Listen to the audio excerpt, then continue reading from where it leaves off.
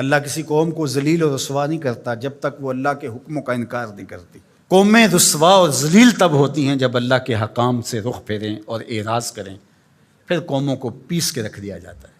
ماضی کے اندر جو قوموں کو عذاب دیے گئے تھے وہ حصی تھے، اور حضور علیہ الصلوۃ والسلام کے بعد جو عذاب آتے ہیں وہ حصی نہیں ہیں، وہ معنوی ہیں۔ ماضی کے اندر جو قوموں کو عذاب دیے گئے، ان پہ پتھر اترے، ان کے اوپر چوہوں کا عذاب آیا، ان کے اوپر مینڈکوں کے عذاب آئے، طوفان آئے، ڈبو دیے گئے، ان کی شکلیں مسخ کر دی گئی، خنزیر اور بندر بنا دیا گیا، مختلف صورتوں میں تبدیل کر دیا گیا۔ لیکن اس امت میں ایسا نہیں ہوگا، مسخ حقیقی نہیں ہوگا، مانوی مسخ ہوگا۔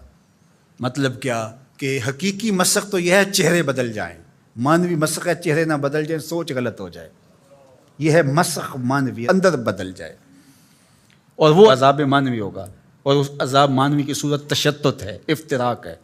قومیں جب افتراق میں مبتلا ہوتی ہیں تو یہ اللہ تعالیٰ جل شانہ کی ناراضگی کا روپ ہوتا ہے۔ اللہ تعالیٰ جل شانہ جب کسی سے ناراض ہو جاتا ہے تو ایک تو اس قوم سے، سورہ یاسین کا ابتدائیہ دیکھیے، جب حبیب النجار نے آ کے ان 2 فرستادگان کے لیے کہا تھا کہ یہ اللہ کے فرستادہ ہیں اور تم سے مانگتے کچھ نہیں ہیں، اور تم ان کو قتل کے در پہ ہو گئے ہو، لیکن انہوں نے حبیب نجار کو بھی دھر لیا، اور پھر نتیجہ کیا ہوا کہ ان کو بھی شہید کر دیا، اور جو فرستادگان الہی آئے تھے، پیغمبر آئے تھے، ان کو بھی شہید کر دیا۔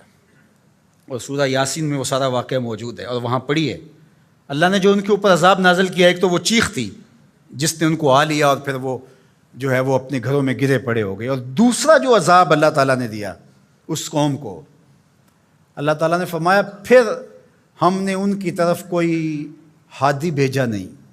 ذرا غور کیجئے، یہ باریک عذاب ہے، یہ مانوی عذاب ہے۔ انہوں نے میرے فرستادگان کی قدر نہیں کی تو پھر میں نے سزا کیا دی کہ پھر ان کی طرف میں نے کوئی ہادی نہیں بھیجا، رہنما نہیں بھیجا جو ان کی رہنمائی کر سکے، ان کو بلائے، ان کو پھر اندھیروں میں بھٹکنے کے لیے چھوڑ دیا گیا۔ تو یہ بات ذہن میں رکھیے گا، جب قومیں تشدد، ناقدری، اچھے لوگوں کو نظر انداز کرنے کا مزاج پیدا کرتی ہیں تو پھر ان کے اوپر جو عذاب بھیجے جاتے ہیں ان میں سے ایک عذاب کہ پھر وہ حقیقی قیادت سے محروم کر دیے جاتے ہیں۔ آج میرے وطن اور عالم اسلام کی جو حالت ہے، ہم اس وقت قیادت کے اعتبار سے یتیم ہیں۔ یہ الگ بات ہے کہ ہر بندہ دعویٰ کر رہا ہے کہ میں ہی نجات دہندہ ہوں اور میں ہی قائد ہوں۔ مذہبی لوگ بھی، سیاسی لوگ بھی، سب کہتے ہیں کہ میرے بغیر تو چرخ کا پہیہ ہی نہیں گھوم سکتا، میں ہی سب کچھ۔ لیکن حقیقی طور پہ اگر دیکھیں تو یہ امت بے امام ہے۔ اس وقت ہمارے پاس قیادت کا فقدان ہے، اگرچہ قائدین کی بہتات ہے، لیکن قیادت، حقیقی قیادت جو درد امت کا مداوع کر سکتی ہو، جو ضرورت کی کفیل ہو، وہ قیادت آج ہمارے پاس نہیں ہے۔